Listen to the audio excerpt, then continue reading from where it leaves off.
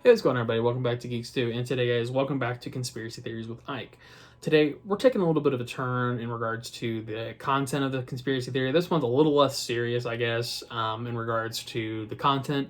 Last time, we did one about, quite frankly, it was very jarring in a way because it's talking about, kidnapping, possible murder, and a lot of different things like that.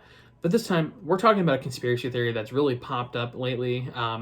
This one, honestly, the reason I feel like this has popped up is because a lot of the times when we go into a new year, usually within the first couple of months, everybody's turning conspiracies about the Mayan calendar. They're talking about how there was so X number of lost years from the old periods, and oh, what if this happened or that happened? And I've seen this one pop up a few times in the last month or so. So I wanted to talk about it, maybe give a little bit of reassurance that this is probably not what's happening. But today, guys, we're going to talk about the phantom time hypothesis.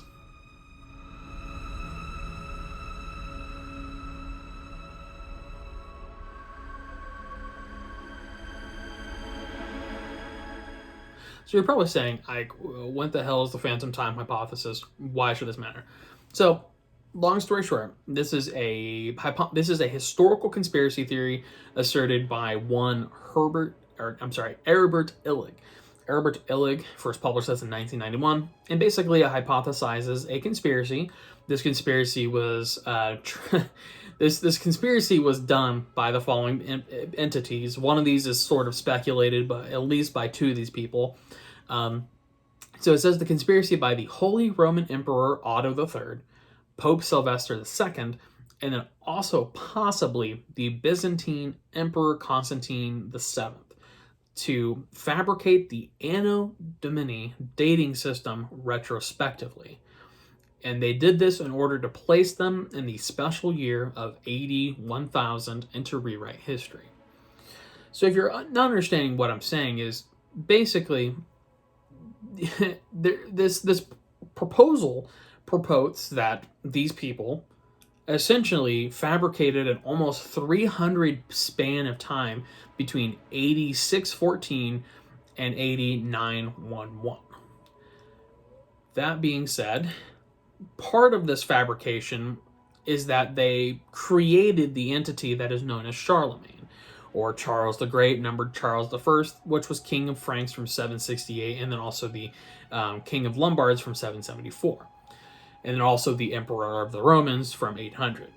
So between those years of 614 and 911, basically they're saying that this time was fabricated, and there were a lot of historical events, and there are also a lot of influential figures, including a character like Charlemagne. Charlemagne was actually pretty important during this period. And I would say from a historical standpoint, if all of that was fake, then we would be looking at a very interesting and, quite frankly, I would say catastrophic turn, because if we're missing 300 years of history, or we're missing 300 years of actual physical proof, then wouldn't you think that somebody would actually notice this? And I guess you might be asking, what proof does Herbert have that this actually occurred? So what we're going to do is I'm going to now give you the proof, and then after this I'm going to give you the rebuttals, and then I'm going to give you my final thoughts. So bear with me, some of this is a little long-winded, some of this may not make sense, and of course, if anything doesn't make sense, throw it into Google. I promise it'll be easy to do. But basically, the basis of the hypothesis is that there is very little archaeological evidence. There is perceived inadequacies in radiometric and dendrochronological methods of dating from this period. Though that big long word, the dendrochronological, is tree ring dating, when they cut a tree and they can see how old the tree was by the rings and the interior. And typically they can do that dating, and it's typically fairly accurate-ish, but it's not 100% accurate. So basically, his first proponent is that there's very little in regards to archaeological evidence. So this could be relics or any kind of material, anything from the environment, basically anything to indicate that there was anything that had occurred from that period. Basically, he hypothesizes that there's very little in archaeological evidence, no tree ring dating, and just general inadequacies and lack thereof.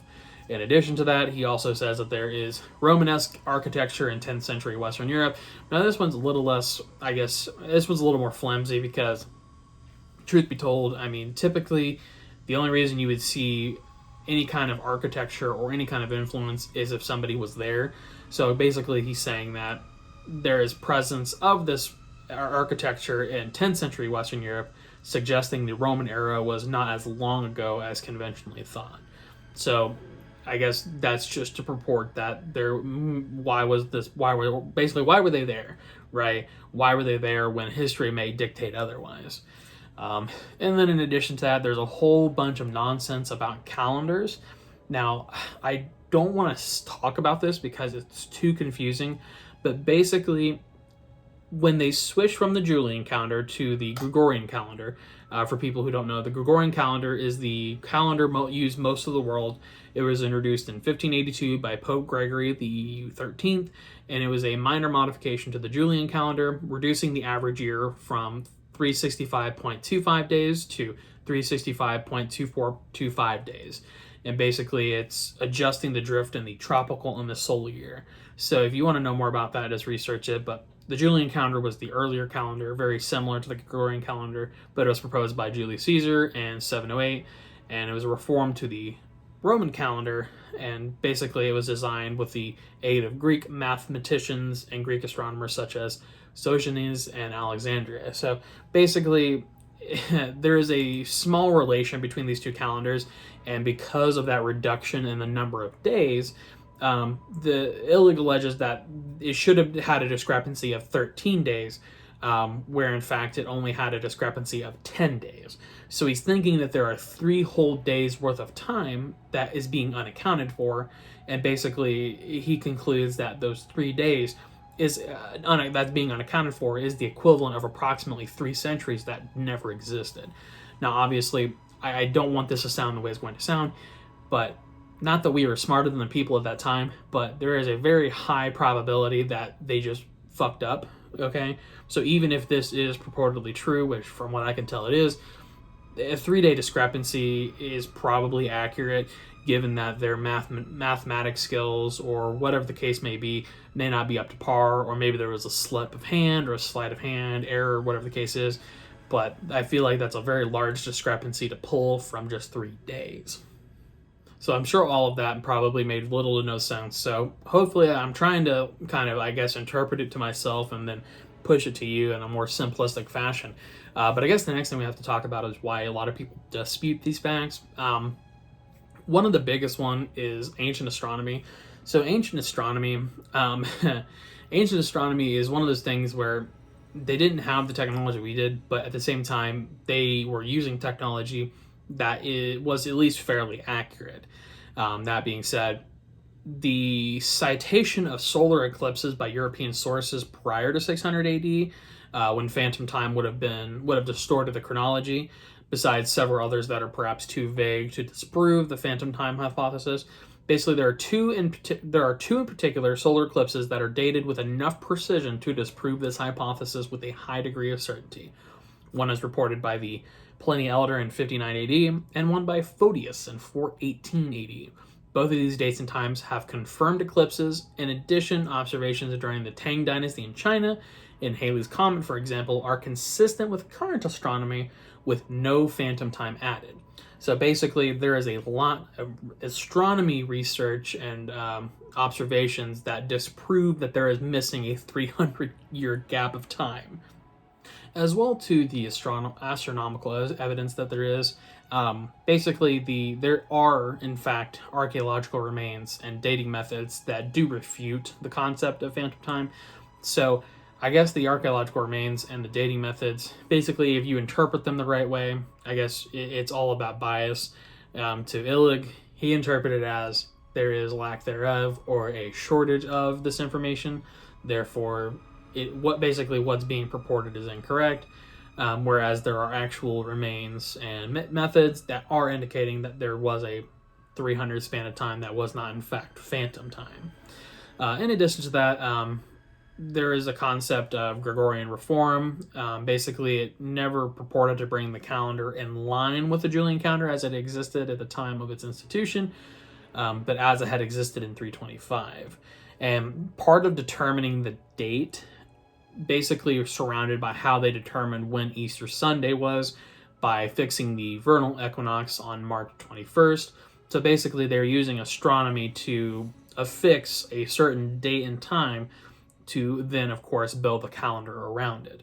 Which, I mean, doesn't not make sense. Obviously, there is some, I guess, guesswork when it comes to the vernal equinox, but truth be said, told, I mean, the 3 centuries that were supposedly be missing here does correspond to the 369 years between the institution of the Julian calendar and the fixing of the date of Easter. So there is a discrepancy there of that. Yeah, there's a 300 period of time that may seem a little iffy, but it's because there is a period of time where we're trying to fix basically what was done previously to try and fix a singular date, that being of Easter.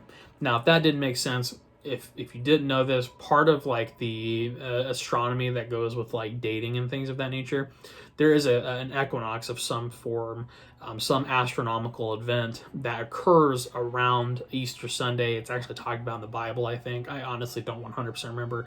I will never claim to know much about the Bible, but there is some form of astronomical event that occurs with Sunday that they can then also correspond the date of Easter Sunday. That being said, the last bit of, I guess, the last nail in the coffin, if you will, is that if Charlemagne and his dynasty, if you will, were fabricated, then there would have to be corresponding fabrication basically through the rest of history. This would include Anglo-Saxon England, the papacy, and the Byzantine Empire. Obviously, I guess that's not too far from the truth because I guess those were the three entities that supposedly fabricated this history. But the Phantom Time period would also encompass other very important information, such as Muhammad and the Islamic expansion into areas of the former Roman Empire, including the conquest of the Visigothic Iberia. The Visigothic Iberia, or the Kingdom of the Visigoths, was a kingdom that occupied what is now southern France and the Iberian Peninsula from the 5th to 8th centuries. One of basically, if the Phantom Time was true, then the entire story of Muhammad would be a fabrication as well. And one of the few things that you can really purport with the story of Muhammad is that there is some corroborating evidences in other religions and also some some corroboration in other histories. So basically, there would have to be such a widespread fabrication of this 300-year period with all of these entities, in addition to somebody is making up essentially a historical figure such as Charlemagne, and of course making up essentially an entire religion of Muhammad and Islam, and then essentially having to also put that into other history texts and other entities. So basically, there is a lot of work that would have to have been done in order to, I guess, retcon that 300-year period. That just would not be feasibly possible, is what they're saying, essentially. So my final thoughts on this is that really, as interesting as this concept is, and it really is, it's a very interesting concept that anybody would want to basically rewrite history. I mean, revising history is nothing that we're unaware of, right? I mean, the United States has really revised history in its favor for decades. I mean, truth be told. But I think there's a difference between revising history and putting a political spin on it, or putting a national spin on it, basically saying that, God, America is great. We are the best nation in the world, nation first, blah, blah, blah. But even though that we have the ability to put that spin on that, and we do have the ability to twist things in a manner in which makes us look good, it would be much more difficult to essentially completely fabricate 300 years of time and then also put the necessary fabrication into, dozens of civilizations and their history and their records. Because it would be one thing if this was like an isolated incident where there's only one record of this happening in one place, right? It's not like Charlemagne stayed in one place. Charlemagne was all over the place. So I guess really my final thoughts is that this is a fun conspiracy theory. It's a lot of fun to talk about. I talked about this the other day with a couple of people, and it's great, super interesting. It's kind of fun to talk about, but it's not practical. And so if you see this on Facebook, paste my video. I'll talk about it. But basically, there's a lot of stuff that works against the phantom time hypothesis rather than there is stuff that works for it. I think that a lot of the things that are supposedly working in favor of it are more of circumstantial than anything, and circumstantial at best. And in addition to that, even if it is somewhat evident or somewhat proof, there's always something that's going to refute it on a greater scale, such as the fact that there is such deep roots of history and deep records of Charlemagne, Muhammad, Islam. I mean, there are even the Tang dynasty, even of China, came into contact with Islam, such as with the Battle of Talas. And the Battle of Talas would have had to have happened during this phantom time period. And the Battle of Talas is a very well recorded event in multiple cultures. So, that being said, fun to talk about, but phantom time hypothesis is not true. There is not a missing 300 years of period of time, and we are not in fact living in the 17th or the 18th century. So no worries there. We are in fact in the 21st century, unless anybody has any additional proof to provide to me. So I hope you guys enjoyed today's video. I know that there was a lot of information that I was just spitting out there real quick and fast. Definitely one of the greatest things about talking about conspiracy theories is that there's always a lot of information that you can look at, but sometimes that information is not always, I guess, true. So conspiracy theories are great. There are some that are easier to believe than others, but the phantom time hypothesis just has a lot of holes in it. And after having done some research about it, I obviously, went through like actual history books. I actually went and did all this other stuff, but it's just one of those things where you can't really believe everything you read, right? But I hope you guys enjoyed. If you did enjoy, leave us a like and a comment. Follow us on social media. Links are in the description at the end. We're on Twitter and Facebook. Twitter is @geek_stew. Facebook is facebook.com/trythestew, or search Try the Stew. In addition to that, you can find me on Twitter @PintSizeBeast. And as always, guys, if you are interested in joining the Geek-Stew crew, let us know, and we will let you know what we want. Because, of course, we're always looking to expand our brand and our content, and we can always use more bodies. So, hope you guys are enjoying your week. Today is Monday, of course. But hope you guys are enjoying your week. Hope you guys enjoyed your weekend. And of course, as always, guys, stay safe, stay happy, stay healthy, and keep on growing. We will see you in the next one. See ya.